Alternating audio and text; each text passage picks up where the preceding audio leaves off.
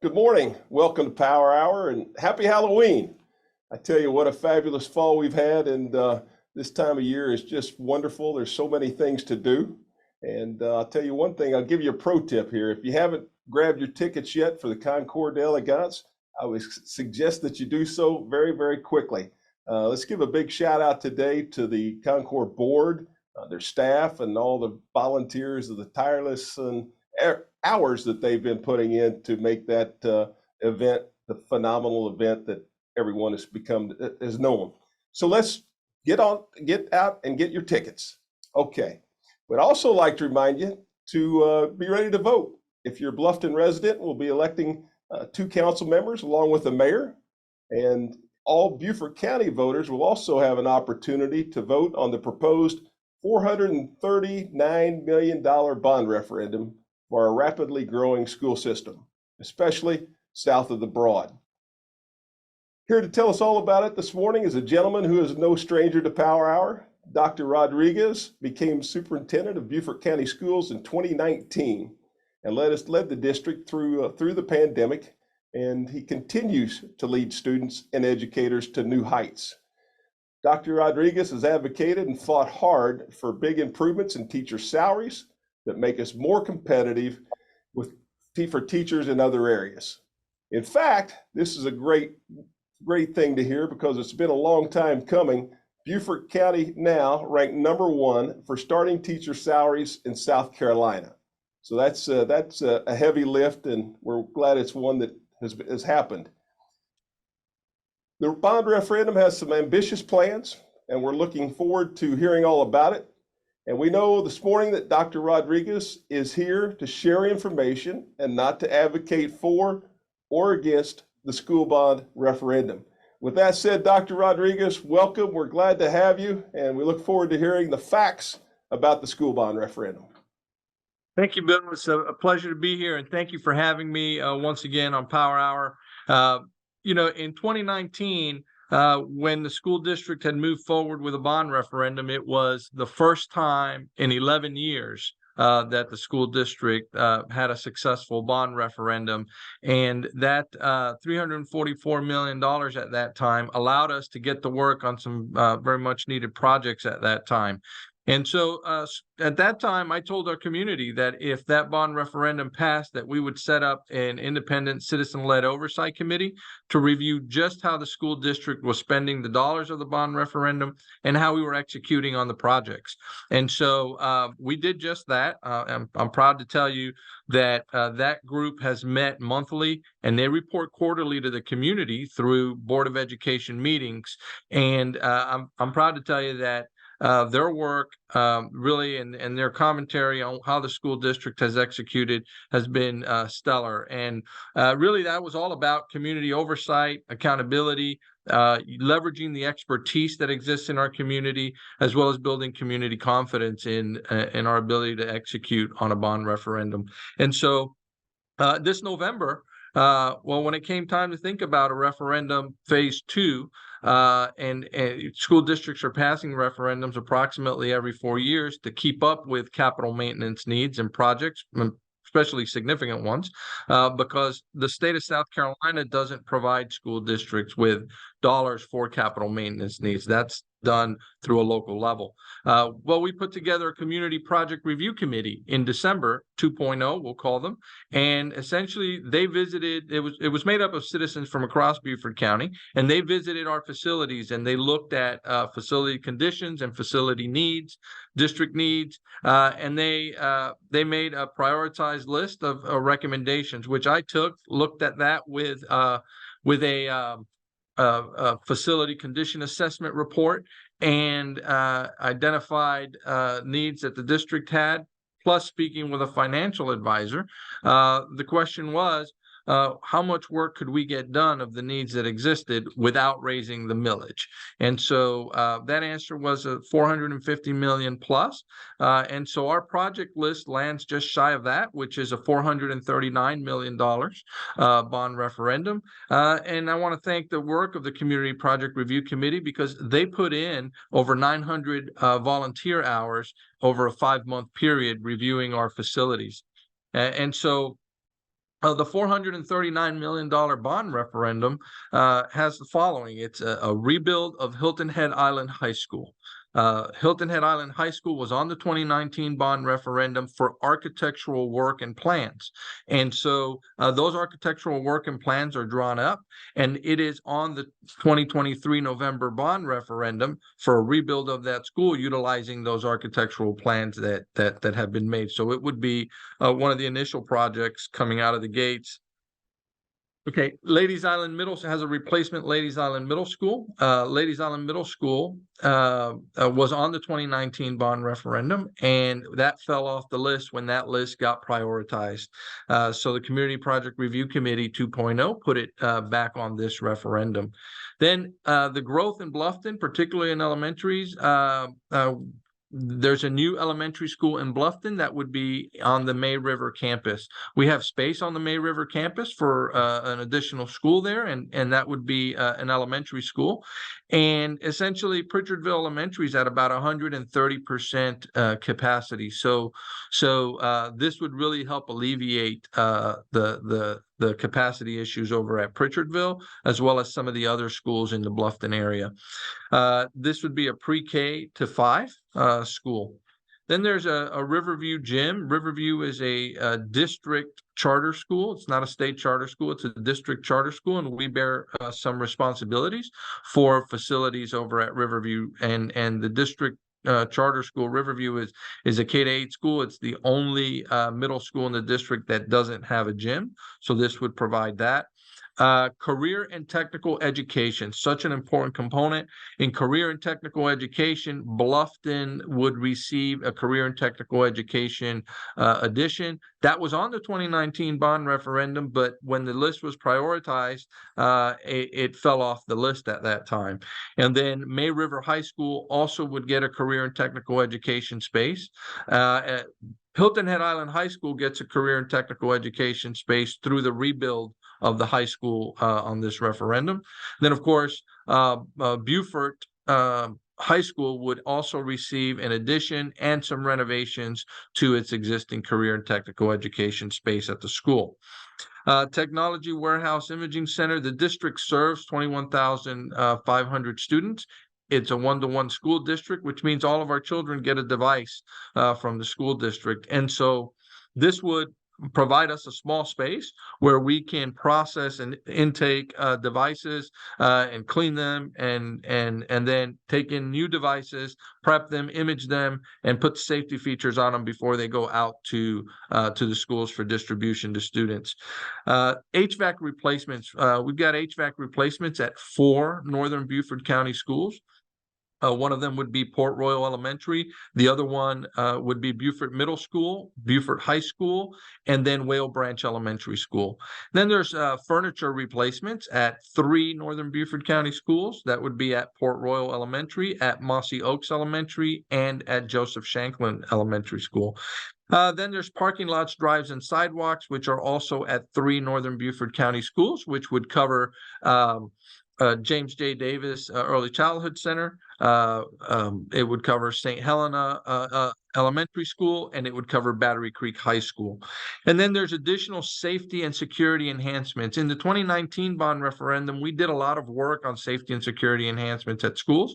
This safety and security enhancement, all schools would receive as well. And this is about a sensor on exterior doors to the facility that would notify the main panel if a door is left open or if it's propped open, so that we can identify the location and get someone there to close that quickly.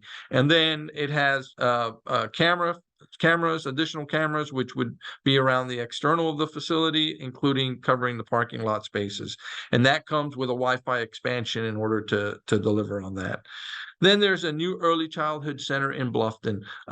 In Southern Beaufort County, early childhood space is limited. Actually, for our school districts, they're pretty much full. So this would allow an expansion. Not only would we expand by having the new elementary school as a pre-K to 5, but this new early childhood center would be adjacent to River Ridge School, River Ridge Academy, and we have a piece of property there that's large enough for a early childhood center, and that would increase the capacity of early childhood education in southern Beaufort County. And then, of course, Right Choices is the district's alternative school. And at Right Choices, currently, we have to bring food in every morning and at lunchtime for students because we don't have a kitchen on site. So this would provide a small kitchen for food prep, so we don't have to continue to bring meals in from the outside twice a day. That's essentially what's on the $439 million bond referendum. Of course, that can be accomplished without raising the millage here in Beaufort County. And so, of course, the timeline has been that the Board of Education approved moving forward with that in June. We've been on this information and education sessions, an initiative throughout the community. And then, of course, next Tuesday on November 7th is Election Day. And Bill, I'm happy to take any questions regarding any of the projects. And of course, we have the rebuild of Hilton Head Island High School. So any questions, happy to take. All right, Dr. Rodriguez, thank you for that. Our first question this morning is coming from Grace, and Grace is asking if you've seen an increase in career and technical education numbers, saying also that today's job market needs that. Yes, actually, to tell you the truth, there is an increased interest from students. And so these career and technical education expansions would allow us to increase our offerings and opportunities for students around career and technical education. Flashing back to when COVID hit, some of the career and technical education initiatives and programs that we have require multiple students working together within those. And so that had a limit on some of that at that time because of the social distancing requirements from DHEC. But of course, since that has gone away, we see that rise and increase in student interest around career and technical education, and of course the opportunity to collaborate with our community around career and technical education is always an important piece. All right, our next question is coming from Tyler, and Tyler is asking, the look of Hilton Head High School is changing dramatically, and how will that change the student experience? Yeah, one of the things we notice is buildings that were built before older facilities were built at a different time with a different mindset. And in education today, one of the critical components is collaborative spaces. And it is not just about collaborative spaces, but it's about using every space within your facility as a possible learning environment space. And so that is part of I think the transformation that we would see. But in addition, I can tell you that the student experience would certainly be different. We just opened Robert Small's Leadership Academy, which is essentially a state-of-the-art school now that utilizes every space as a potential learning space in the school. And one of the things we've seen is a significant increase in the culture and climate of the school from not only faculty and staff, but also the students through their experience in the new facility. All right, thank you.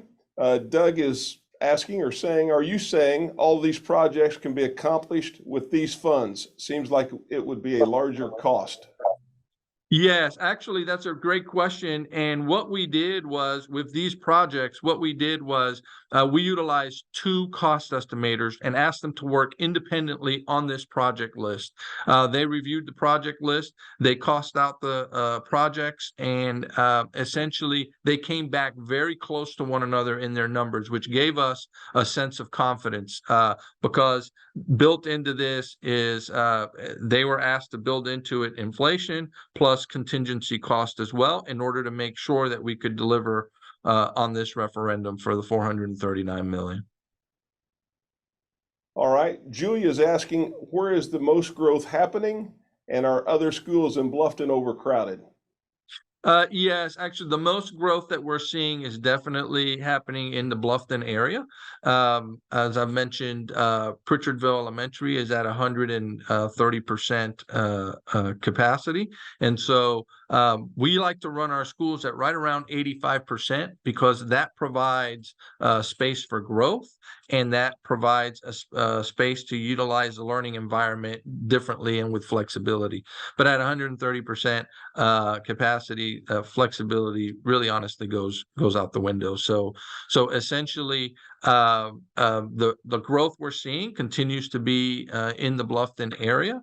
We're seeing some slight growth in northern Beaufort County, but most of it is really still in the Bluffton area. And other schools are certainly well above that 85% capacity, particularly in the elementary schools. So that is really why we're looking at an elementary school in this bond referendum.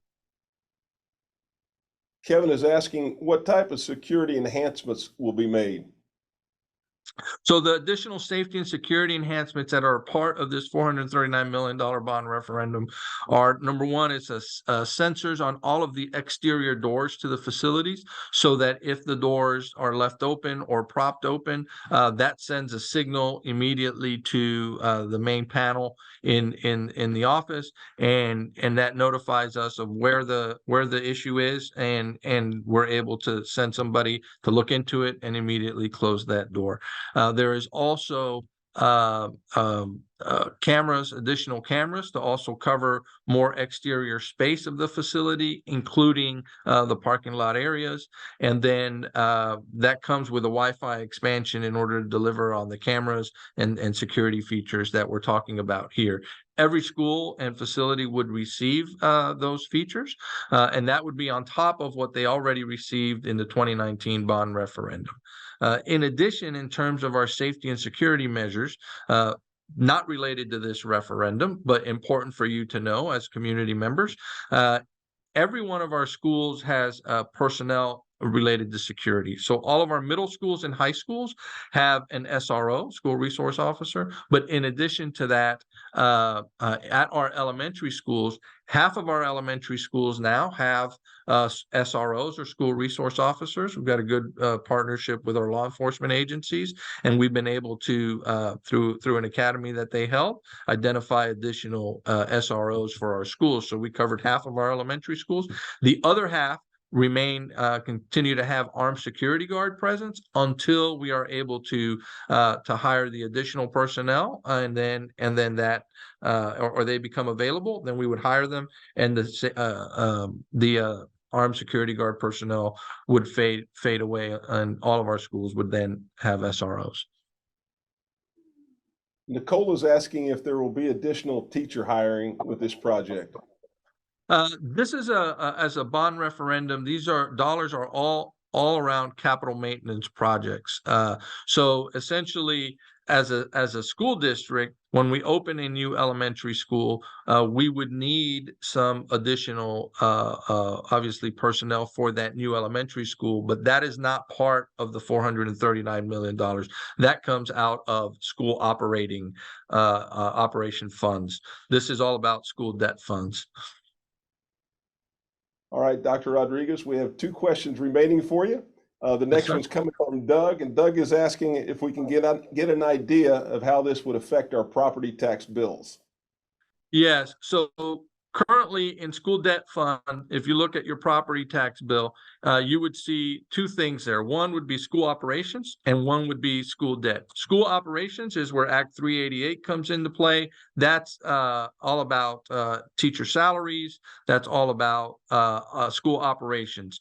That is separate from this. Of course, in the school operation fund, that's where you get into 4% and 6% with Act 388, right? Where the 4% homeowner doesn't pay into school operation funds, the secondary homeowner, or the 6%, and businesses obviously do, right? Then what we're talking about here is school debt funds, and on the school debt, it would say right next to that 36.3 mils.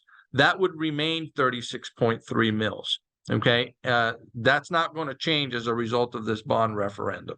Now, we've all been through a reassessment, right? And so property values have gone up as a result of reassessment. And so that would be the impact, is through reassessment. But in terms of what it is, what is used is the 36.3 mils, and that would remain, that would not change. So if your property value went up a little bit, then the 36.3 would show in that increase for that matter. But as the 36.3 mils that is applied to your property value, that 36.3 would remain the same. That would not increase.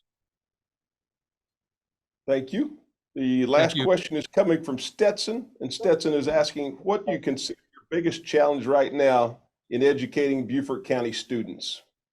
Oh, the biggest challenge right now, we have done a lot of work in the recruitment and retention of educators, right? So you mentioned earlier, Bill, at the onset, the impact of our teacher compensation, right? We went from being 53rd in the state of South Carolina to being number one 2 years ago, and we remain at number one. So we have held on to that now as the really the top paying school district in the state of South Carolina.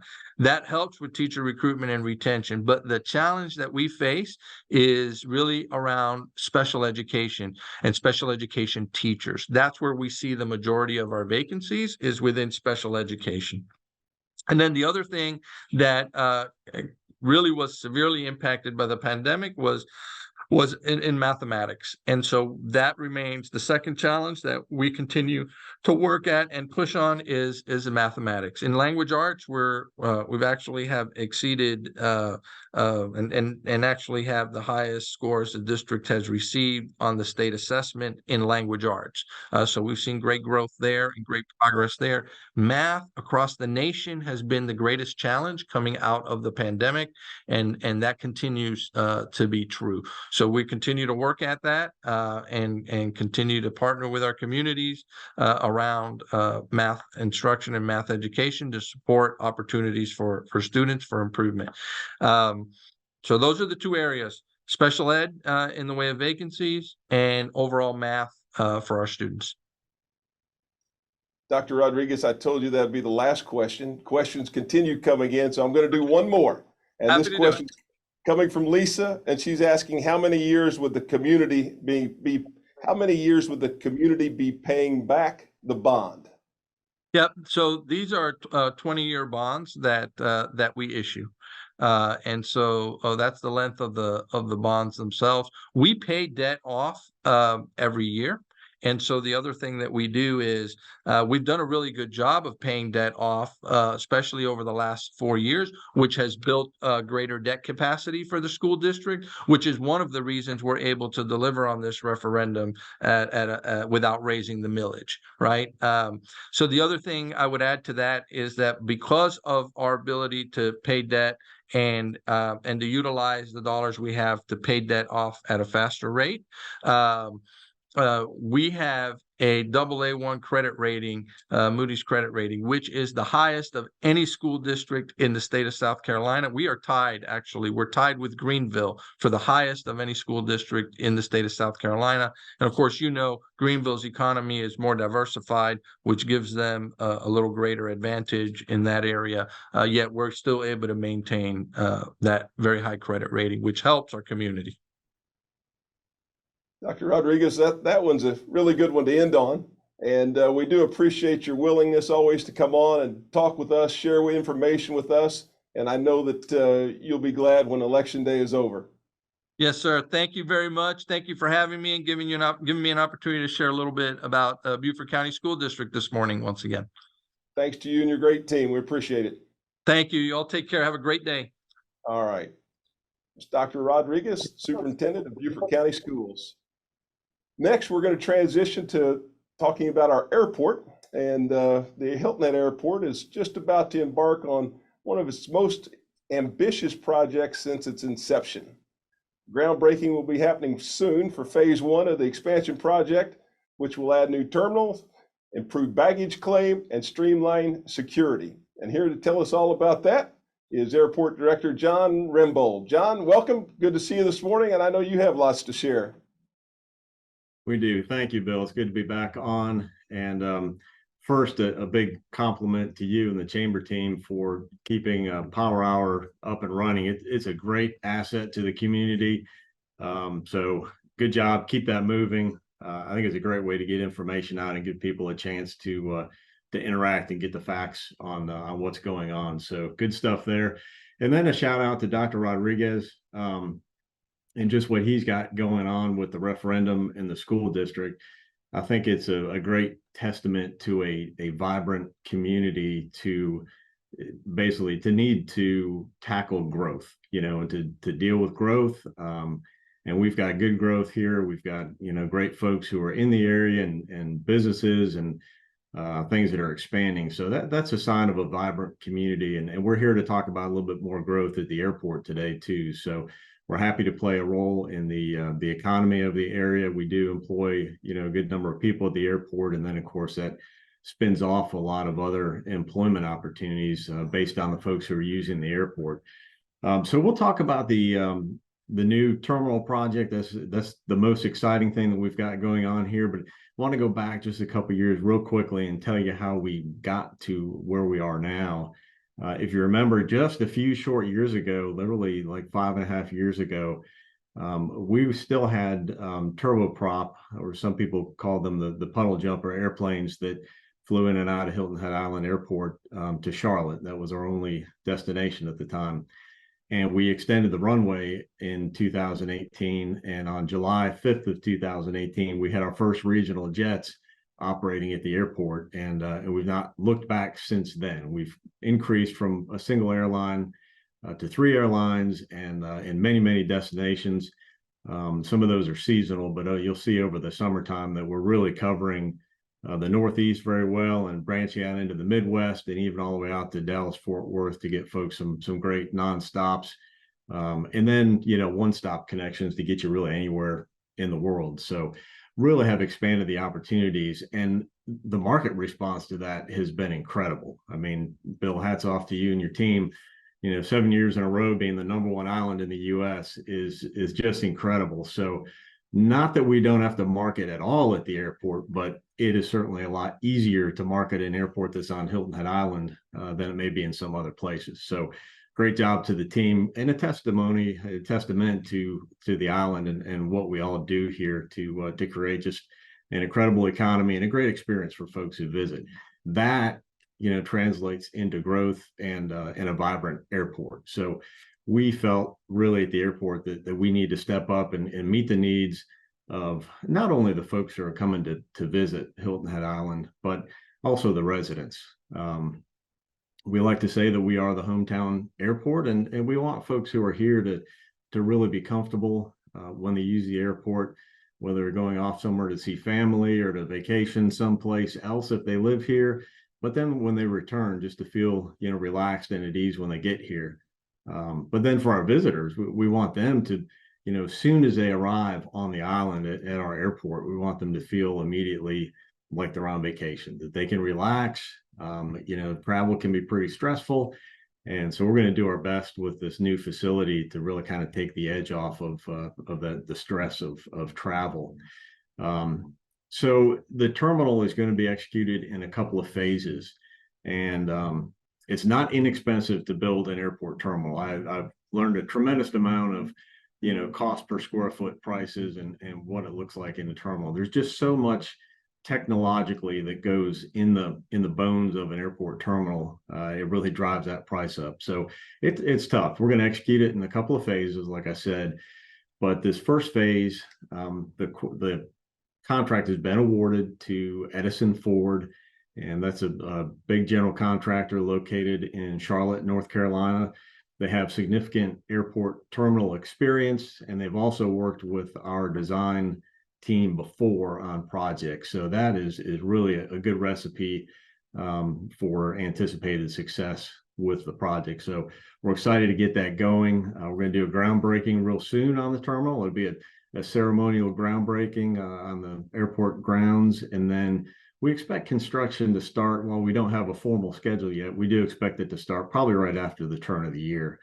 And it actually works out for us. It's a little bit of a slower season at the airport, so that'll be good timing to try to get things started with construction at the airport. Now, the first phase of that project, it's got a big price tag. It's over $30 million. It's $30.8 million is what the contract is. So it's a big bite at the apple, so to speak. But this first phase is going to include most of the new construction that will happen on the terminal.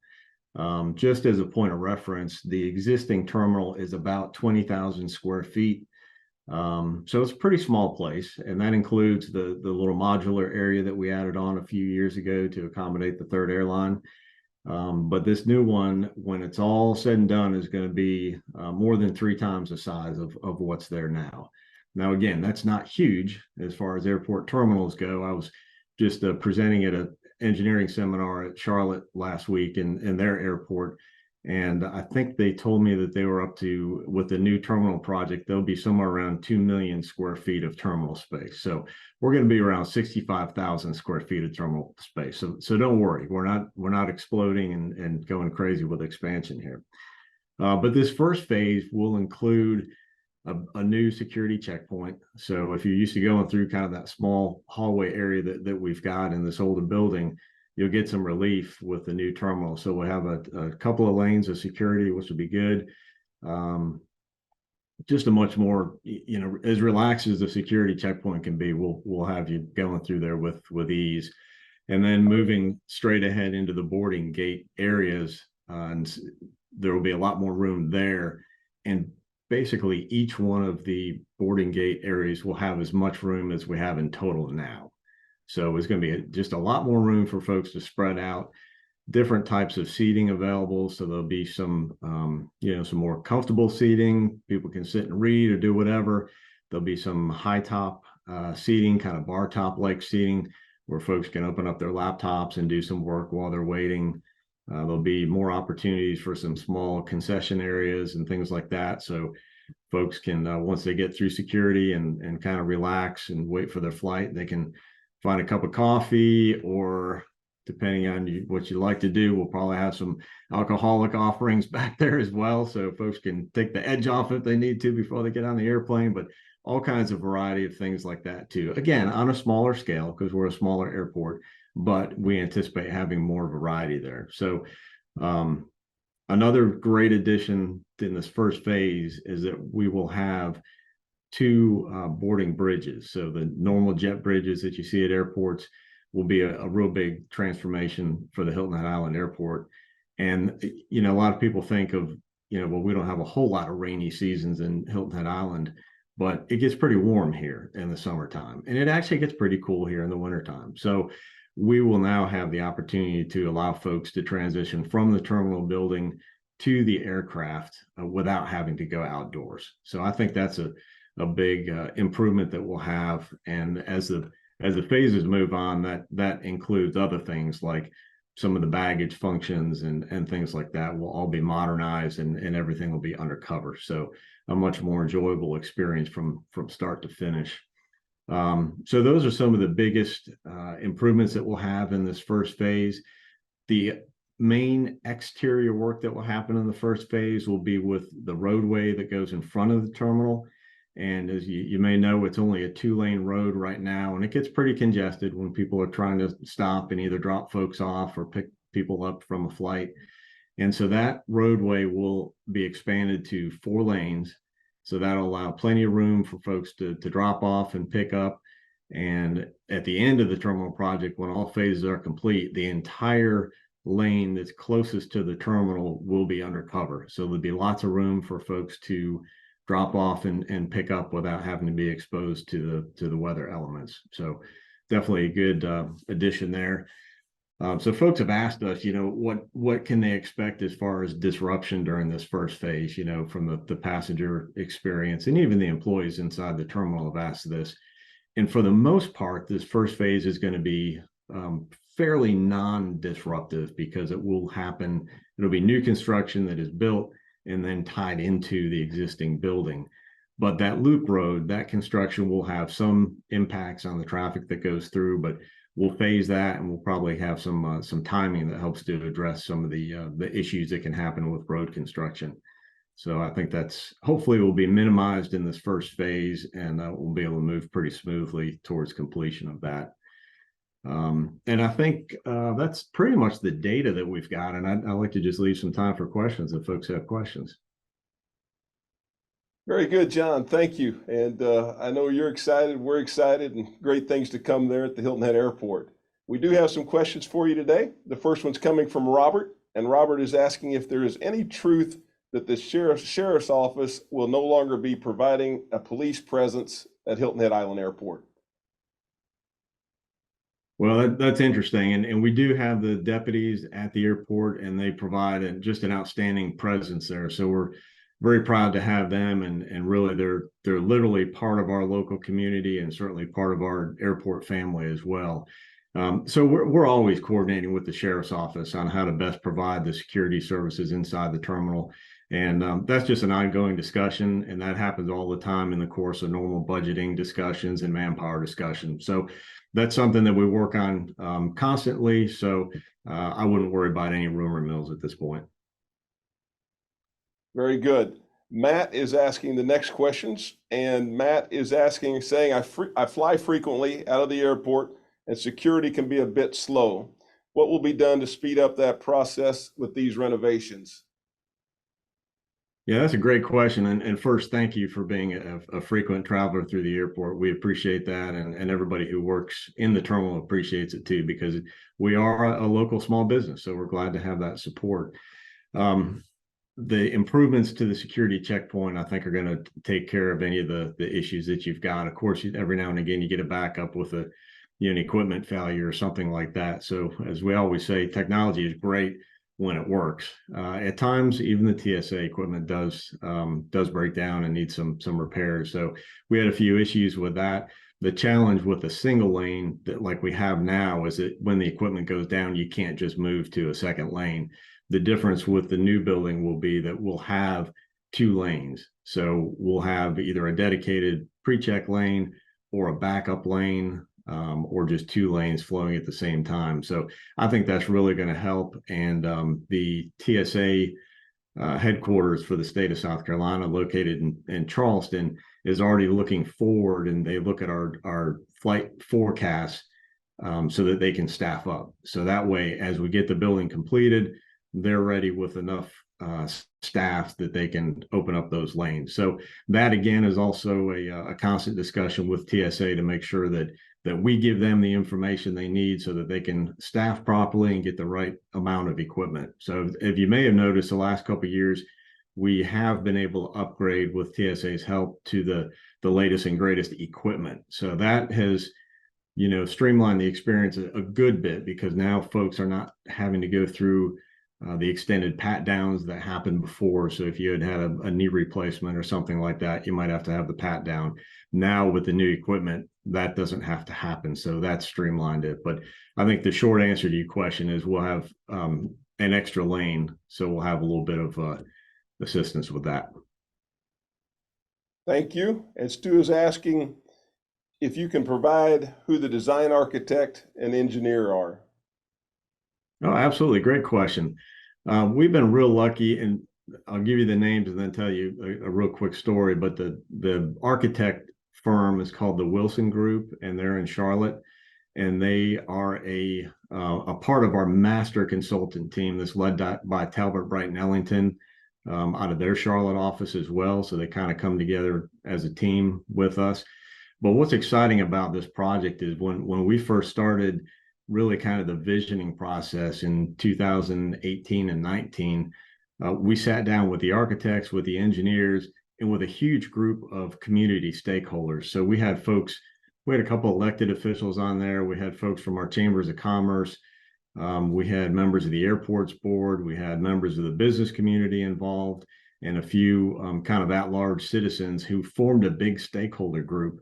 And as we put together the initial visions, literally working with Sharpie markers and things like that to figure out the different functions of the terminal and what it should look like and feel like, that group had a significant amount of impact on what the design ended up being. So it's really a fun project because there's so many stakeholders. Not any one of them can raise their hand and say, this is my design. So the architects took all that community input and then were able to incorporate it into the design.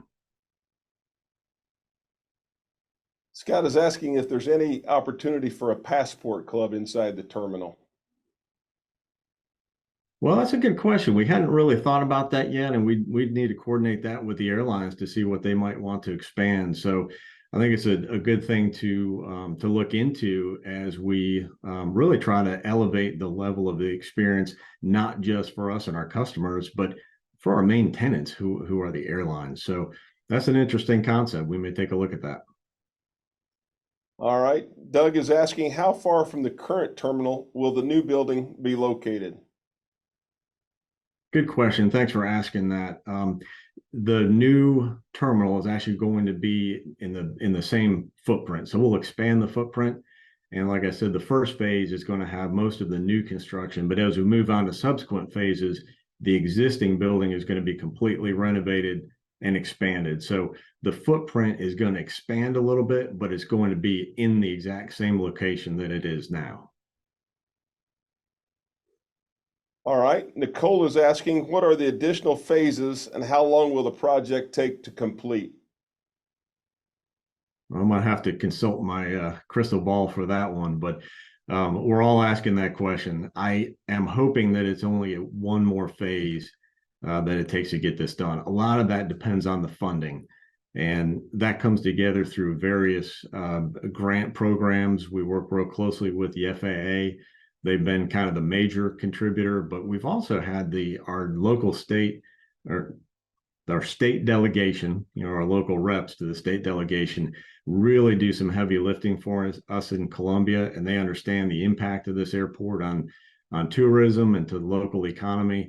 So really hats off to them for what they've been able to do to get really about 15 million towards this project. So it's been great to have the delegation work like that. So if you're in touch with your local reps, thank them. So that's, Jeff Bradley, Weston Newton, Bill Kurzman, Shannon Erickson, Tom Davis, they've been incredibly instrumental in getting this funding. So the answer to the phasing question is it really depends on what that next tranche of funding looks like. We continue to apply for more grant opportunities through the FAA and through the U.S. Department of Transportation. We also look at things similar to what Dr. Rodriguez talked about. There are opportunities for the airport to look at, revenue bond options and things like that. So we're looking at all opportunities, and that will shape, what the phases look like moving forward. I'm very hopeful that it's only one more phase. So there would be a complete 2-phase project. And if all goes the way Jon Rembold thinks it should go, then the phases will overlap. In other words, we would secure funding and be ready to move through that final phase while the first phase is ongoing. So that would take us start to finish maybe 3.5 to 4 years to have everything complete. So in a perfect world, we're looking at 4 years, probably early to mid 2028 if all the stars align. All right, thank you. We've had several questions asking about if the new terminal will also we'll have new flights, new routes, new airlines, and I'll sum it up with a question from Andy. American through Charlotte is our only year-round service. Has Delta or United committed to year-round service once our new terminal is completed? Yeah, that's an excellent question, and it's something that I work on quite a lot of the time. And you may or may not know that there's a very challenging pilot shortage right now, and we all saw this coming pre-COVID, and we had been up in Washington D.C. trying to talk to them about some of the regulations that govern the pilot training programs and things like that, because we saw this coming as an industry. And then when the pandemic hit, that exacerbated and accelerated the pilot shortage, because you may recall the airlines were having to offer early retirements and things like that to a lot of their higher paid pilots. So that really hurt the industry from a staffing standpoint. all that to say that since we're a pretty small airport, and at this point really can only accommodate the smaller aircraft, the regional jets, it's even more challenging for us because the airlines, if you've been following, have been offering some major pay raises to what's called their mainline crews. So those are the folks flying the larger aircraft at the bigger airports. So those folks those pilots and flight crews are being incentivized to upgauge, to move to larger aircraft, and maybe move to different places to operate. And that is putting a tremendous draw on what used to staff the regional airlines. So it's becoming just a real tough time getting flight crews. These airlines are having a hard time lining those up. And what that means now is that the airlines have to make decisions on where they put those airplanes and where they put those flight crews at different parts of the year. So you may see, some mountain traditional ski resorts who may get fewer flights and less service in the summertime because those are coming to us. And then on the other side of that, as we slow down from our summer season, some of our flights may change out to resort destinations like that. So airlines right now are having to make that kind of decision based on manpower and just staffing issues. But to answer your question about additional flights and airlines and things like that, definitely something that we'll continue to work on. But it's our hope that having a more modern facility that's got a lot more room, a lot more flexibility, and that the folks who work for the airlines can be more comfortable in, then that will kind of incentivize the airlines to take a closer look at Hilton Head Island Airport and add to their offerings. We saw some of that at the end of COVID, and then those were kind of some transitional flights, but some of those did really well. So I think the airlines got some good data points, and they were able to kind of plug that into their master programming system. But we work nonstop, believe me, to talk to these airlines, look at new airlines, have folks come down and try to look at the airport and see what they could do. So we'll continue to try to expand those offerings just because we feel that more options in the market are better for our consumers. Jon, the questions continue to come in. However, we have time for one more, but what that tells me is we're going to need to have you back on real soon again. There's a lot of interest. The last one's coming from Jean Marie. And Jean Marie is saying that you've acquired a lot of buildings and space along Hunter Road, and how will that be used for the expansion? That's a good question. Thanks. It shows me you're really plugged in on what's going on. And yes, we have. We've acquired the properties that are immediately adjacent to the airport. So what that means is now with the airport property goes right up to Hunter Road for the most part, except for the property located on the corner of Hunter Road and Beach City Road. What that allows the airport to do as this expansion of the terminal happens, and hopefully an increase in the number of customers who come in and out of the airport, is we'll expand some parking areas. But we've also tried to basically have a little bit of flexibility so that if that terminal in this first phase of the terminal is designed to potentially expand if it needs to in the future, if that expansion happens, now we've got land that will work for not only the building, but to meet stormwater requirements and things like that. So, the land is needed for not just the building, not just the airplane parking, but sometimes stormwater and utilities and things like that. Some of the buildings now are actually serving our security department and our maintenance department. So we're able to keep all of our equipment under cover and make sure we've got a good security badging office. Some of you may have been through there to get your badges. We've also got a little bit of space on 30 Hunter Road that we're able to lease to the contractor so that they can operate out of that building immediately adjacent to the project site without needing to bring in a project trailer. So they've got secured storage in the back of their building for some of their equipment and materials, and they've also got some office space so that they can do their administrative work while they're executing the project. So we've been able to rent some of that space out, which is great because it generates revenue for the airport to support the activities and the improvements that we need to make. So until such time as we have to demolish any of those buildings and expand, we'll keep them, available for some businesses or for contractors to come in and use those and generate some revenue. Jon, it's been terrific information. Thank you for sharing. And as I said, we'll look forward to having you back on again real soon so we can learn some more about the project. All right. Thank you for having me. Thank you. Have a great afternoon and morning. All right, so we've covered education, we've covered transportation, air service, and so now we're going to cover one more topic this morning, which is workforce. And we all know how important that is to our area. And it's certainly a critical challenge, not only for our area, but for areas all over the country. And I want you to know that the Chamber is really working on some creative partnerships on a number of fronts. One of those is working with Hiring Our Heroes, a program affiliated with the U.S. Chamber of Commerce, focused on supporting transitioning service members with their career goals through different fellowship opportunities. Here to tell us all about that this morning is the Corporate Fellowship and Program Manager for the program, Craig Wymer. Craig, welcome, and we're looking forward to hearing your information this morning. Good morning, Bill. Thank you, and happy Halloween, everyone. I appreciate the opportunity to talk with all of you today. Yes, that's correct. We are a part of the U.S. Chamber of Commerce. We're a 501c3.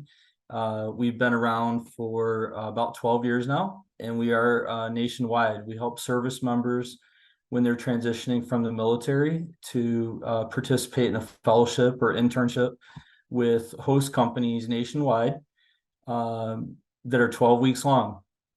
These fellowships are designed to help them with their transition to the civilian workforce and cover, all different work areas and career fields. Our service members are diverse in their educational background and their work background, and a lot of great companies around the country have taken notice of this and participate in our program regularly. We do offer 3 cohorts a year. We have service members work with the host company Monday through Thursdays.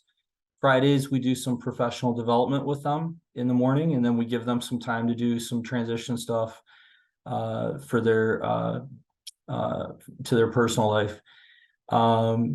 We help the companies match with these fellows by providing them a link to all their resumes, a spreadsheet that will break down their areas of interest, their backgrounds, their degrees, foreign languages, certifications, things like that. We also do hiring events nationwide and online throughout the year. And our events can be registered for 90 days in advance. So I know we've had a lot to cover this morning, so I wanted to keep it about 5-minute introduction, and then happy to answer any questions any of you might have about the fellowship program and how we can match you with some great service members for your companies. Thank you, Craig. Ted is asking, where should I go to find your website? Sure. So for our fellowship program, it's just hiringourheroes.org. All right, thank you. Anita is asking, do companies of every size work with the program? If a business wants to get involved, again, how do they do it? Yeah, you can go to our website and just fill out an initial interest, and we'll get someone in touch with you. We do have 2 branches to the program. We have one for those that are college educated, and we have one for those that maybe haven't finished their degree yet, or they're just starting college. So we have a skills-based fellowship program for those without degrees, and we have our corporate fellowship program for those with degrees. Christian is asking if spouses can participate. That's a great question. We do have a spouse fellowship program as well. And our spouse programs, as some of you might know, military spouses are underemployed oftentimes in a lot of parts of the country. They're highly educated, very resilient, and also have great educational backgrounds. Excuse me. We do have our spouse program releases resumes monthly, whereas our fellowship program for service members releases resumes 3 times a year, and that schedule is on our website. But yes, we do have a spouse fellowship program, very similar. All right, Craig. Susie is asking if there's any assistance with the program to finish their degrees. So we don't directly focus on education. There are definitely other organizations that do that. And some of our partner companies also have educational assistance that they build into their packages. All right. Phil's wondering how many veterans have been connected to jobs. We have, I mean, I have a ton of numbers. 53,000 were served through our organization in 2022. 9,000 of those were military spouses, 18,000 were veterans. We've had since last year, 2,300 have participated in our fellowship programs. I also have our average salary for the fellowship program is 109,000 nationwide. And on our spouse side, 73,000. And then in terms of our hiring events, we've had 37,000 attend our hiring events in person and virtually. Thank you, Craig. Shane is asking how long the program has been in existence. Yeah, for 12 years. So we started at Joint Base Lewis McChord in Washington State. And that's right outside Tacoma, and we've expanded from there to be nationwide. All right. Nicole is asking, she's curious to the number of veterans looking for an employment in our area, if you can comment on that. Yeah, it changes cohort to cohort because service members transitioning out or retiring from the military, you know, they might decide to move somewhere else. They might decide to come back to South Carolina. Generally for South Carolina that are participating in our fellowship program, it's around 25, 30 each cohort, and that are willing to stay in South Carolina. And oftentimes they'll tell us they're open to Columbia, Charleston, Hilton Head. Some of them are open to more than one state. We do give them the opportunity to pick 2 locations. So that information would be readily available to you in our spreadsheet. Their preferences would be included, so you could see what areas of your state that they were interested in. All right, one last question for you, coming from Randy. And Randy's saying, we live in an area with a strong military presence. How involved, are our local bases in the program?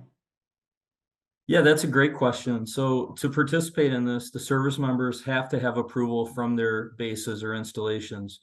And so, you know, you do have some Marine installations there in South Carolina, and you're not too far from Savannah, where Fort Stewart is and Hunter Army Airfield.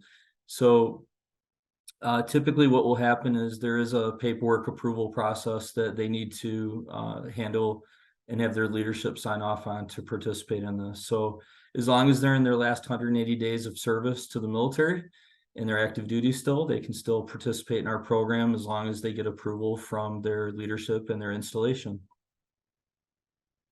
Craig, it's a terrific program, and we look forward through our partnership of putting more veterans to work right here in the Lowcountry. I want to thank you for what you're doing, and also thank you for being with us this morning.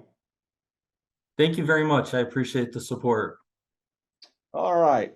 Well, that's going to do it for today. I just want to remind everyone that Concours d'Elegance this weekend, you don't want to miss it. Grab your tickets now if you don't have them, and just get out and enjoy this fabulous weather that we're having.